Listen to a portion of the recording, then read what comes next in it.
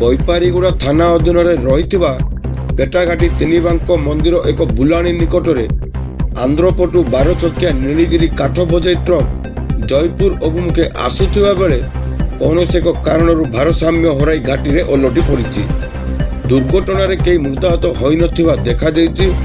Driver ଏବଂ ହେଲ୍ପରକୁ ସ୍ଥାନୀୟ ଲୋକେ ଓ ଯାତାୟାତ କରୁଥିବା ଯାତ୍ରୀ ଉଦ୍ଧାର କରି ନିକଟସ୍ଥ ଗୋଷ୍ଠୀ ସ୍ୱାସ୍ଥ୍ୟ କେନ୍ଦ୍ରରେ ଚିକିତ୍ସା ପାଇଁ ଭର୍ତ୍ତି କରିଥିଲେ। ଟ୍ରକ୍ ପଞ୍ଜୀକରଣ ନମ୍ବର ହେଉଛି TS04UA 7479। ଯାତାୟାତ ବାଧାପ୍ରାପ୍ତ ହୋଇଥିବା ଜଣାପଡ଼ିଛି।